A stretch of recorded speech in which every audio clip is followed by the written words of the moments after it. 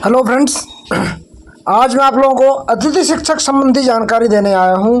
अतिथि शिक्षक में कुछ प्रश्न हैं, उनके सारे जवाब मैं आप लोगों को देने आया हूं। तो सारे जवाब कैसे कैसे रहने वाले हैं, उनकी संपूर्ण विस्तार से सारे जवाब अतिथि शिक्षकों के क्या रहने वाले हैं, उनके बारे में आपको संपूर्ण चर्चा करूंगा। और आगे की क्या कहानी है, मैं उनके बारे में सब कुछ बताऊंगा। पोर्टल पर अपडेट हुआ है, उसकी जानकारी आप लोगों के समक्ष लेकर के आया हूं। सबसे पहले मध्य प्रदेश अतिथि शिक्षक 2024 में कौन एडिट कर सकता है, लॉक वाले भर सकते हैं नहीं, क्या नई योग्यता जुड़ेगी, पुराने अतिथि शिक्षक क्या करें, इसके बारे में मैं सारी जानकारी आप लोगों को बताऊंगा। कोई गलती कर रहा है, कोई गलती नहीं कर रहा है, कोई अनलॉक हो जा रहा है, किसी की प्रक्रिया अनलॉक हो गई है तो वेरीफाई नहीं हो रही है, इस प्रकार की समस्याएं आप लोगों के सामने आ रही हैं। तो प्रोफाइल कब तक एडिट कर सकते हैं, उसके संबंध में आप लोगों को संपूर्ण जानकारी बताऊंगा। सबसे पहले अगर आप चैनल पर नए हैं, सही और ऑथेंटिक जानकारी चाहते हैं, तो बिना किसी देरी के चैनल को सब्सक्राइब कर लीजिए। सब्सक्राइब करने का बेल आइकन जरूर प्रेस कीजिए। देखिए कौन एडिट कर सकता है उसके बारे में जानकारी, तो मैं आपको जानकारी पूरी विस्तार से बताने जा रहा हूँ साथियों। तो जैसा कि आप देख पा रहे हैं, एडिट कौन कर सकता है, लॉक कौन कर सकता है, क्या एडिट क्या सभी को करना अनिवार्य है? तो नहीं, इसका जवाब है एडिट सभी को करना अनिवार्य नहीं है। जिन लोगों ने चॉइस फिलिंग कर दी है, जिनमें कोई गलती नहीं है, जिनके पद जहाँ के तहाँ भरे हुए हैं, उनको एडिट नहीं करना है। क्या लॉक करना सबको अनिवार्य है? नहीं, लॉक उनको करना है जैसे जिनको अपना क्रम बदलना है, चॉइस फिलिंग बदलनी है, वो लॉक करने के लिए। बाकी लॉक सभी की आईडी हो चुकी है, जिन लोगों ने पोर्टल में अपडेट करवा दिया है वो सभी की लॉक हो चुके हैं। अब जिनको एडिट करना है उनको वो एडिट कर सकते हैं। क्या अतिशेष के कारण कई वैकेंसी भर चुकी है तो उनके लिए सुधारने का ऑप्शन आया है। क्या नई योग्यता जुड़ेगी? तो बिल्कुल हाँ, नई योग्यता आप जुड़ सकती है, बशर्ते आपको संकुल प्राचार्य से पूछना पड़ेगा, क्योंकि वो वेरीफाई करने से एग्री हो रहे नहीं हो रहे। पुराने अतिथि शिक्षक क्या करें? पुराने अतिथि शिक्षक जिन्हें चॉइस फिलिंग कर दी उनको कुछ भी नहीं करना है। अगर आपके यहाँ वैकेंसी पद भर चुका है या आपने जो चॉइस फिलिंग किया है उसमें बदलाव करना चाहते हैं तो आप वहाँ पर बदलाव कर सकते हैं। देखें, ये आपका स्कोर कार्ड, जैसा आपका स्कोर अतिथि शिक्षक का वो खोलेंगे तो गेस्ट फैकल्टी में चॉइस फिलिंग आएगी। चॉइस फिलिंग में यहाँ पर व्यू माई वैकेंसी, जैसे आप व्यू माई वैकेंसी में क्लिक करेंगे तो ओपन हो जाएगा एक बॉक्स ओपन होगा। उसमें आपके जहाँ जहाँ पद खाली होंगे वहाँ पर आपको देखेंगे, वहाँ पर देखेंगे जहाँ आपने चॉइस फिलिंग की थी। तो उसके लिए फिर आप पहले एडिट चॉइस फिलिंग में जब आप वैकेंसी कोड डाल देंगे, एडिट चॉइस फिलिंग में करेंगे तो यहाँ पे आएगा नंबर और यहाँ पर वैकेंसी कोड जहाँ पे लिखा है, वैकेंसी कोड में आपको क्लिक करना होगा। और वैकेंसी कोड में क्लिक करने के बाद आपको आगे बढ़ना होगा। तो जैसे इसमें 45 कोड लिखे हुए हैं, 45 की चॉइस फिलिंग इन्हें की थी, अब इनको ऐड करना है और यानी कि एक्स्ट्रा ऐड करना है।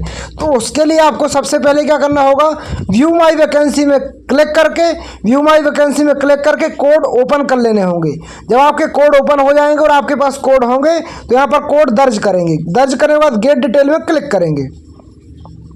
जैसे आपने गेट डिटेल में क्लिक किया तो यहाँ पर स्कूल का नाम आ गया। स्कूल का नाम आने के बाद आप पैनल में यहाँ पर वैकेंसी खाली दिख रही है तो यहाँ पर ऐड टू चॉइस में करेंगे। जैसे ऐड टू चॉइस में आप करते हैं तो यहाँ पर फाइनल सबमिट हो जाएगा और आपकी चॉइस फिलिंग कंप्लीट मानी जाएगी। जैसे आप देख सकते हैं ये चॉइस फिलिंग कंप्लीट हो गई।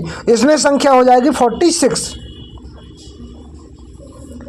आपको अब ये संख्या 46 देखने को मिलेगी, क्योंकि अब ये संख्या 46 पर जा चुकी है। ये 46 वाली संख्या आ गई, अब आप इसको देख सकते हैं।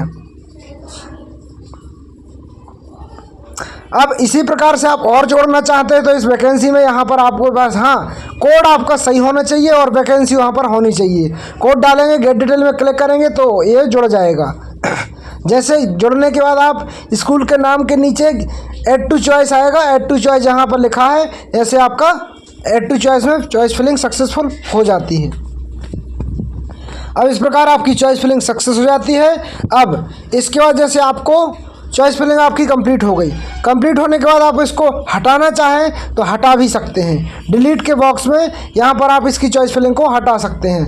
हटाने के साथ साथ अगर आप इनका क्रम बदलना चाहें तो क्रम भी यहाँ से बदल सकते हैं आप। जैसे 46 47 क्रम है, आप इसको एक नंबर 2 नंबर पर करना चाहें तो वो भी आप कर सकते हैं। जैसे आप क्रम बदलेंगे तो क्रम बदलने के बाद जैसे 19 20 21 कर दिया या 1 2 3 XYZ कुछ भी कर दें आप। क्रम बदलने के बाद आपकी चीज़ें आगे बढ़ेंगी और आप इसकी आगे जाएंगे। जैसे आप आगे जाएंगे तो क्रम जैसे आपने बदल दिया, डिलीट करना है जिसको डिलीट कर दिया, और आगे जाने के बाद जैसे आपका क्रम है जिस प्रकार से आप प्रिंट करेंगे तो उसी क्रम में आ जाएगा जैसा जो आपका टोटल क्रम होता है 47, तो 47 एक साथ ही आएंगे। जो 17 18 है ना, ये क्रम से हो जाएंगे। अभी जैसे ऐसे है तो ऐसे नहीं होगा। कब होंगे? जब आप यहाँ पर क्लिक करेंगे कि अतिथि शिक्षक काउंसलिंग में भरी गई चॉइस मैंने जाँच कर ली है। अगर कोई त्रुटि रहती तो उसके लिए मैं स्वयं जिम्मेदार रहूँगा। फिर इसको आप सबमिट करेंगे। जैसे आप इसको सबमिट करेंगे सबमिट करने के बाद आपकी चीज़ें बढ़ेंगी।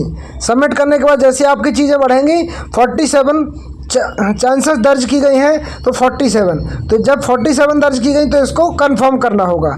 जब आप इसको कंफर्म करेंगे तो ये पूरा कंफर्म हो जाएगा। तो जो आपका क्रम था वो डाटा सेव हो चुका है। अब जब डाटा आपका सेव हो चुका तो जो आपका क्रम था अब उसी क्रम में आ जाएगा। आप देख सकते हैं जो क्रम हमने बदला था वो पुराने क्रम में आ गया और जो हमने नीचे क्रम के बदलाव किए थे तो नीचे क्रम का अलग अलग आ गया। इस प्रकार से आ जाता है। टोटल 47 नाम ऐड हो चुके। अब अगर प्रिंट करना है इसको तो आप इसको आराम से प्रिंट कर सकते हैं।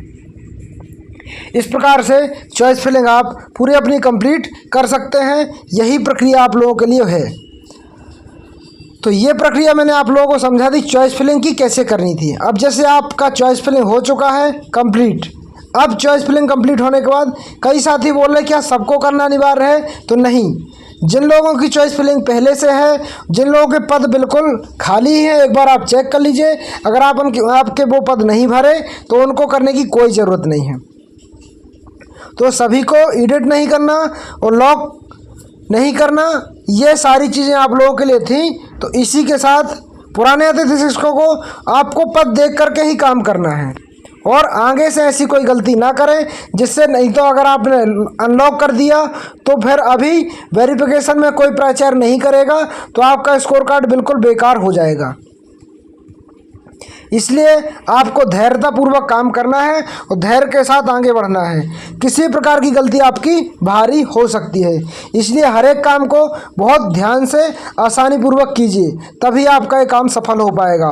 और जैसी अपडेट आएगी मैं आपको अपडेट बताते रहूँगा। मिलते हैं अगले वीडियो में। जब तक के लिए जय हिंद, जय भारत।